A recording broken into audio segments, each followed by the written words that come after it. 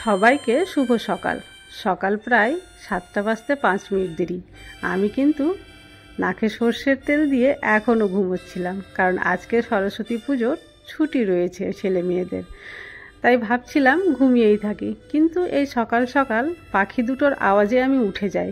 বারান্দার কাঁচে ঠকঠক করে বাড়ি মারছিল, তাই উঠে পড়ে আমি জানলাটা খুলে দেখছি, বাহ, বাইরে তো খুব সুন্দর রোদ উঠেছে, আর ঘুমিয়ে থেকে লাভ নাই। এরই মধ্যে আমার হাজব্যান্ড বলল, উঠতে পেরেছো, উঠে যাও তাহলে, কারণ আজকে বাড়িতে গেস্ট আসবে। আমি বাজারও করে নিয়ে চলে এসেছি, দেখো এগুলো রান্না করতে পারো কি না।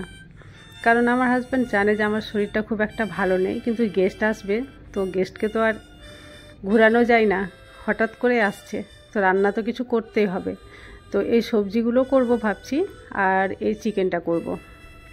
এর মধ্যে আমার মেয়ের বান্ধবী ফোন দিয়েছে যে তুই রেডি হয়ে থাক, আন্টিকেও রেডি হতে বল, মানে আমার কথা আর কি, আমরা সবাই সরস্বতী পুজো ঘুরতে যাব। তো আমি বললাম যে আমি আর যেতে পারছি না, বাড়িতে গেস্ট আসছে রে মা, তো তোরা যা ঘুরে আয়, আর তোরা কিভাবে ঘুরবি আর কিভাবে তোরা মজা করবি আর কি, সবগুলো আমার সঙ্গে শেয়ার করিস। তো আমার মেয়ে আর ওর বান্ধবী আর তার দিদি সবাই মিলে তারা টোটোতে চেপে বসলো, আমি ওদেরকে রাস্তায় ছেড়ে দিলাম। তারপরে বাড়িতে এসে দুপুরের রান্না বান্নার কাজে লেগে গেলাম, কারণ অতগুলো রান্না আমাকে একাই করতে হবে। আর আস্তে আস্তে আমি সবগুলো রান্না তৈরি করতে লাগলাম। অন্যদিকে মেয়েরা ব্যারেজের রাস্তায় যেতে শুরু করলো। ব্যারেজ বলতে আমাদের ফারাক্কা ব্যারেজে তারা গেল। এবার এখানটায় ব্যারেজে তাদের কিন্তু আরও একটা বান্ধবীর বাড়ি আছে, তো তারা ভাবলো যে আমরা যখন ব্যারেজ পর্যন্ত এসছি, তো সেই বান্ধবীকেও সঙ্গে আমরা নিয়ে নিই, তারপরে পুজোটা একটু ঘুরবো, তাহলে বেশি জন হলে খুব বেশি ভালো হবে। তো এইভাবে তারা তার বান্ধবীর বাড়ির দিকে এগিয়ে গেল। এই বাড়িতেই থাকে তার বান্ধবী। তো তার বান্ধবীও রেডি হলো। এবার তারা হয়ে গেল চারজন তারা একসঙ্গে এই মিলন মন্দির স্কুলের দিকে এগিয়ে যাচ্ছিল, কারণ এই স্কুলের সরস্বতী পুজো নাকি খুব বড় সড়ো করে হয়, তাই তারা ভিতরে ঢুকলো। ক্যাম্পাসটা দেখছো কত সুন্দর আর কত বড়। এখানে বাইরে থেকেও বাচ্চা পড়তে আসে, আর কিছুটা বাচ্চা ভিতরে থাকে, কারণ এটা আশ্রমের মতো স্কুলটা। এখানে অনাথ বাচ্চাও অনেক রয়েছে।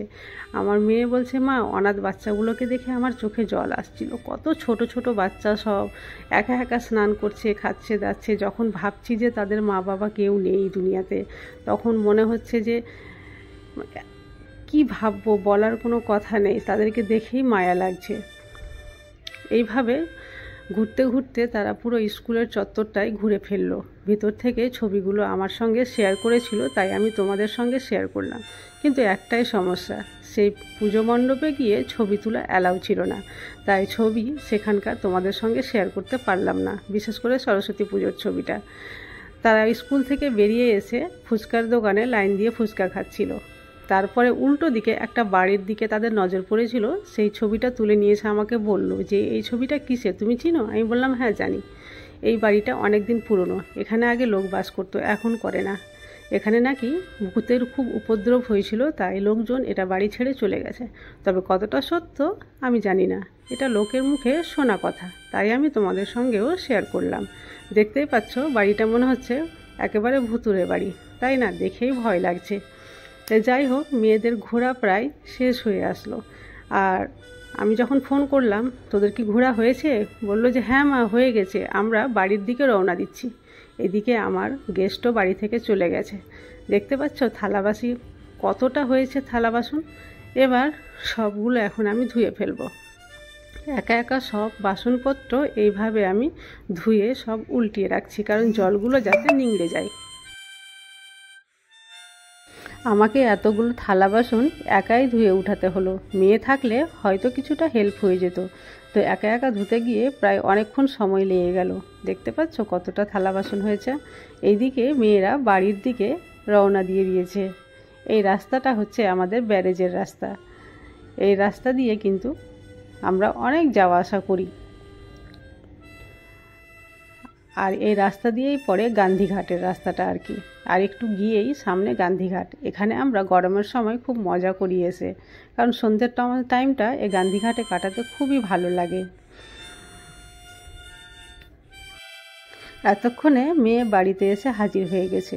ড্রেস ছেড়ে দিয়ে মুখ হাত ধুয়ে ফ্রেশ হয়ে গেছে। আর দেখছো ড্রেসের কি অবস্থা। এই ড্রেসটা পরে আজকে গিয়েছিল, সেটাও খুলে ফেলেছে এইভাবে সোফাতে। কালকে যেখানে ঘুরতে গিয়েছিল এই ড্রেস পরে অন্য জায়গায়, তো সেটাও এখানে পড়ে রয়েছে। সে বাড়ির আমার অন্য কাজে হেল্প করলেও নিজের জামা কাপড়ের প্রতি কোনো যত্ন নেই, যেখানে পাবে সেখানেই ফেলে দেবে। তো এইভাবে আমি জামাগুলো সব ভাঁজ করে নিচ্ছি। ওকে এতবার করে আমি শেখাই যে জামাগুলো একটু ভাঁজ করে রাখবি, তাহলে দেখতেও ভালো লাগবে, আর কোথাও যখন যাবি তো আর কষ্ট করতে হবে না, কুচকে থাকবে না, ভাঁজটা খুললেই পরে যেতে পারবি। তো সে ভাঁজ করতেই পারে না, ওকে এতবার শেখাই পারে না। এই যে এই ড্রেসটা দেখছো, এটা কিন্তু ও নিতেই চাইছিল না। এটা আমি আমার পছন্দে ওকে কিনে দিয়েছিলাম। এখন যখন পরে দেখতে খুবই ভালো লাগে।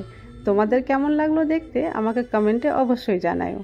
তো এই যে দেখো এর ওড়নাটা এত সুন্দর, এই ওড়নাটার জন্যই কিন্তু আমি ওকে কিনে দিয়েছিলাম, কারণ এর কাজটা দেখে আমার খুবই পছন্দ লেগেছিল। আর যেহেতু গায়ের রং ফর্সা, তো কালো রংটাও খুব সুন্দর মানাবে গায়ে। তো এইভাবে আমি একটা ড্রেস ভাঁজ করে নিলাম। আরও একটা ড্রেস রয়েছে দেখো, এটা তার আগের দিনের।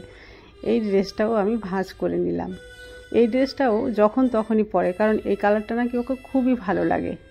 তো এটাই ও পরতে চায়, আর ব্ল্যাকটাও পরতে চায় না। ওটা আমি নিজের ইচ্ছাই কিনে দিয়েছিলাম, আর এটা ও নিজের পছন্দে কিনেছে। তো ওকে বলি আমি একটু ভাঁজ করতে শিখ। এখনও ভাঁজ করার সময় ওকে ডাকলাম যে দেখ আমি করছি, তুই দেখে শিখে নে, কিন্তু না, ও শিখবেও না। বলবে যে আমি যদি শিখে নিই তাহলে আমার ভাঁজটা তুমি তো আর করে দেবে না, আমাকেই করতে হবে, তাই আমার শিখে আর দরকার নেই, তুমি করে দাও। তো এইভাবে আমি এটাও ভাঁজ করে নিলাম। এইভাবে যদি ছোট ছোট জিনিসগুলো ভাঁজ করে রাখা যায় না, তো ঘরটাও গুছিয়ে থাকে, আর জিনিসটাও অন্য সময় যখন ইউজ করব তখন খুব সহজেই কিন্তু করতে পারা যায়। আর এই ড্রেসটা দেখছো, এটা কিন্তু ও নিজের পছন্দে কিনেছে, একেবারে অনলাইনে কিনেছে। কাপড়টা খুব একটা ভালো আসেনি। জামা আর ওড়নাটা খুব সুন্দর এসছে, কিন্তু পাজামার কাপড়টা খুবই একেবারে নরম চলে এসেছে। কালারটা যদিও সুন্দর, পাজামার কাপড় একদম বাজে। তো এইভাবে কাজগুলোকে আমি করে নিলাম। এইদিকে সন্ধে হয়ে আসলো, এবার সবাই সন্ধ্যার টিফিন খাবে। তো আজকে বাড়িতে মুড়ি ছিল না, তাই ভাবলাম একটু চিড়ে ভাজা করি। তো এইভাবে আমি চিড়ে ভেজে নিলাম আর দুধ গরম করে নিলাম, কারণ বিকেলবেলা বা সন্ধ্যের দিকে দুধটা পছন্দ করে আমার হাজব্যান্ড খেতে। তো ওকে আমি দুধ দেবো, তাই দুধটা ফুটিয়ে রাখলাম। প্রথমে চিড়েটা খাওয়া হয়ে যাক, তারপরে দুধটা দেব। এইদিকে ছেলে বলে উঠল, মা শুধু কি চিড়ে খাবো, সঙ্গে একটা পাকোড়া করে দাও কিছুর। তাই আমি বললাম না রে বাবা, আজকে আমি পাকোড়া করতে পারবো না। সেই সকাল থেকে গেস্টের জন্য এতগুলো রান্না বান্না করে আমি তো ক্লান্ত হয়ে গেছি, তো শুধু চিড়ে ভাজা করছি। তুই দোকান থেকে কিছু কিনে নিয়ে চলে আয়, সেটা দিয়েই খেয়ে নে। এইদিকে দুধটাও গরম হয়ে গিয়েছিল, তাই কাপে এভাবে সার্ভ করে দিলাম।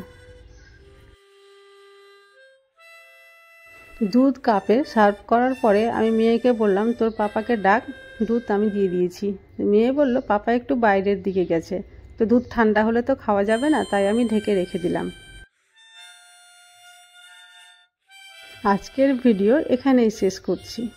কালকে আবার দেখা হবে অন্য কোনো নতুন ভিডিওতে। ততক্ষণ পর্যন্ত তোমরা সবাই ভালো থাকো। আর হ্যাঁ, আমার চ্যানেলটি যদি সাবস্ক্রাইব করে না থাকো তাহলে প্লিজ চ্যানেলটি সাবস্ক্রাইব করে পাশে থেকো।